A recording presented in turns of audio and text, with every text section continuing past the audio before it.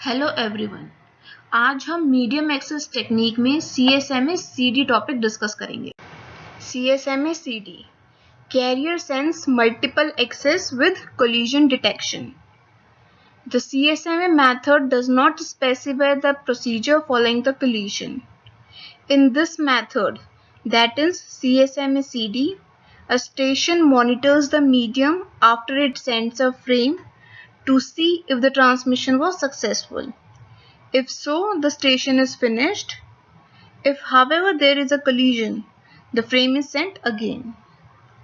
इस मेथड में station frame को भेजने के बाद मीडियम को मॉनिटर करता है और ये देखता है कि उसके द्वारा भेजा गया फ्रेम सक्सेसफुली पहुंच गया या नहीं। अब इस डायग्राम में ए फ्रेम का पहला बिट T1 पर भेजना शुरू करता है और T2 पर स्टेशन C चैनल को आइडल देखता है और अपना फ्रेम भेजने लगता है। अब स्टेशन C T3 पर A का फ्रेम देखता है और ट्रांसमिशन को अबॉर्ट या भंग कर देता है। इसलिए C के फ्रेम के लिए ट्रांसमिशन टाइम होगा T3 minus T2 और A के फ्रेम के लिए होगा T4 minus T1.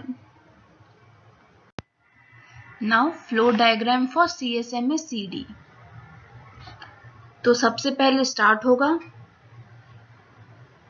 इसमें हम एक वेरिएबल लेते हैं K, जिसे हम शुरू में 0 से इनिशियलाइज करते हैं। K यहाँ है नंबर ऑफ अटेम्प्ट्स। एक स्टेशन ने कितने अटेम्प्ट लिए फ्रेम को भेजने के लिए। उसके बाद apply one of the persistent method. कोई भी परसिस्टेंट मेथड अप्लाई करते हैं इन तीनों में से। देन अगर एलिजिबल है ट्रांसमिशन के लिए तो या तो ट्रांसमिशन डन होगा या कोलिजन डिटेक्ट होगा। अगर इनमें से कुछ नहीं हुआ तो ट्रांसमिट और रिसीव होता रहेगा। ट्रांसमिशन पूरा नहीं हुआ तो ट्रांसमिट और रिसीव होता रहेगा। नाउ इफ यस, अगर ट्रांसमिशन पूरा हो गया या कोलिजन डिटेक्ट हो गया तो अपन देखेंगे collision detected, that whether collision is detected और नॉट।